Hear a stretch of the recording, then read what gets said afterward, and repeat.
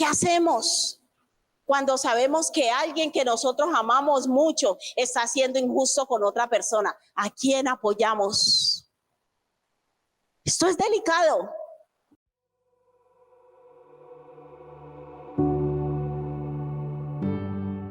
O sea, Jonatán y David se hicieron amigos, buenos amigos, súper amigos, se amaron de tal manera que hicieron pacto.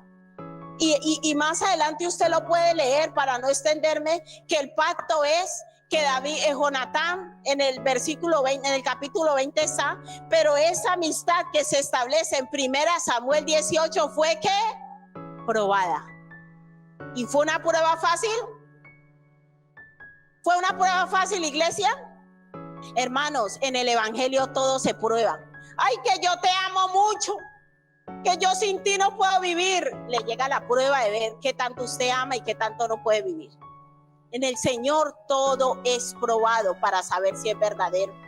Y dice que, lo estamos leyendo aquí, que el alma de Jonatán y David quedaron tan unidos, se hicieron súper amigos. Y luego que les llegó la prueba. ¿Cuál fue la prueba? Una prueba grandísima. ¿Por qué? Porque Jonatán amaba a su padre, pero también amaba a su amigo. Y su padre, Saúl, se levanta contra su mejor amigo. ¿Prueba dura o no dura? ¿Usted qué hace en ese caso? Por un lado está mi papá, que lo amo mucho, pero por otro lado está mi amigo, que lo amo mucho. Pero es que la historia nos cuenta que el que estaba actuando con injusticia era el padre. ¿Es así o no? ¿Fue probada la amistad de ellos o no? Fue probada. Porque cuando yo amo de corazón, yo tengo que ser justo. Mira, usted puede leer la historia, es muy apasionante. Jonatán nunca dejó a su padre, pero nunca lo apoyó en su maldad. Jonatán le demostró a David que él era su amigo. Y que aún amando tanto a su padre no le iba a traicionar, porque sabía que su padre estaba actuando con injusticia hacia él, y hasta el último día guardó a su amigo David de su propio padre. ¿Eso es fuerte o no? Hermanos, Dios prueba nuestros corazones. No es que es mi papá y yo sé que mi papá está haciendo algo injusto y me uno a él porque es mi papá. No. El verdadero evangelio nos llama a unirnos a la verdad. Sea papá, sea mamá, sea hermano, sea hijo, yo no le puedo alcahuetear lo malo. Y si usted quiere aprender un ejemplo de alguien fiel y honesto, Jonatán. Y no dice ningún versículo que Jonatán traicionó a su padre, pero tampoco dice un versículo que Jonatán traicionó a David. Hermanos, nosotros no podemos hacernos al lado de lo malo, por mucho que amemos a alguien. Nunca. Un verdadero hijo de Dios es fiel, es íntegro. Padre, yo no te traiciono como hizo Jonatán. Jonatán murió como un guerrero al lado de su padre, pero nunca lo apoyó en la maldad contra David, porque él sabía, ¿sabe qué? Jonatán, la palabra de Dios no lo registra, pero yo entiendo que Jonatán tenía una relación con Dios. ¿Sabe por qué? Porque Jonatán sabía que después de Saúl el sucesor era él.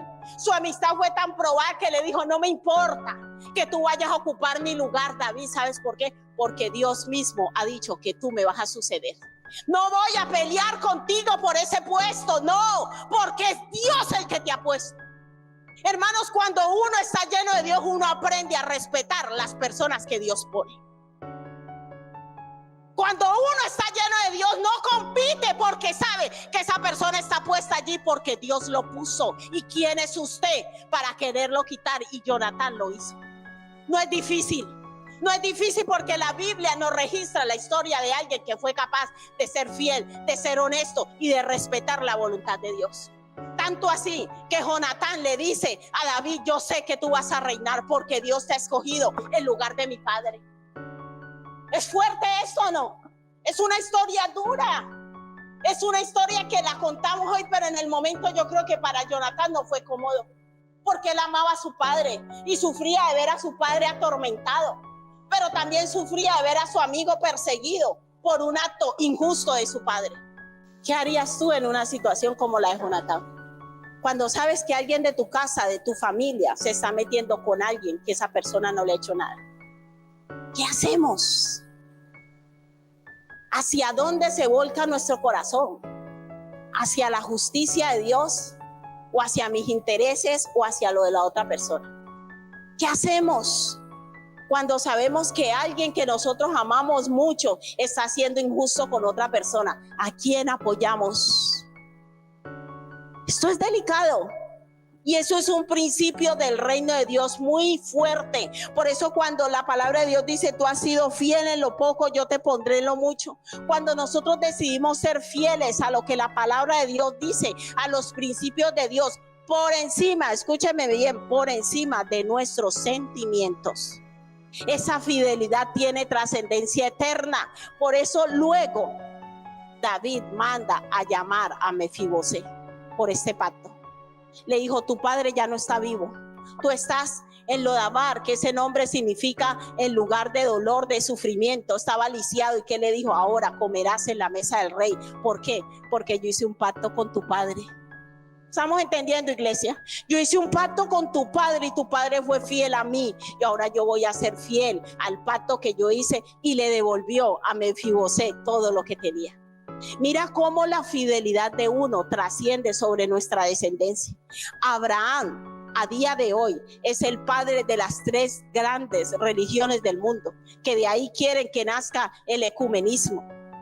Abraham es el padre del islamismo, de los musulmanes, de los judíos, del judaísmo y del cristianismo.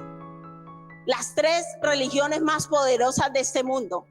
Y es porque por un pacto de fidelidad de Abraham con Dios. Estamos entendiendo cómo la fidelidad trasciende a nuestras generaciones. La fidelidad de Jonatán con David de hacer lo correcto, aún aunque su padre hiciera lo malo, trascendió sobre su descendencia. Porque Mefibosé no terminó sus días mal. ¿Por qué? Porque su padre había sembrado fidelidad. Abraham, a día de hoy se habla de Abraham. ¿Por qué? Porque Abraham decidió ser fieles a Dios. La pregunta es, ¿nosotros a quién somos fieles? Hermanos, y hay personas que aún se les cierra puertas por lo contrario. Dice, llega una persona, y usted es hijo de Julanito, no, usted era igualito a su papá, yo no le doy trabajo. Estamos en, no, ese es de la familia de tal, no, yo no lo recibo. ¿Es así o no, iglesia? Porque han sembrado tan mal que piensa, y hay muchos hijos que les han cerrado las puertas por culpa de los padres. El chico no es así, pero es que el papá que hizo tan mal, la mamá que hizo tan mal, no, ese es de la familia de los Pérez, no, eso aquí no lo recibamos. Esa gente tiene una fama de malos. Pero cuando nosotros somos fieles, nosotros le abrimos puertas a nuestra descendencia.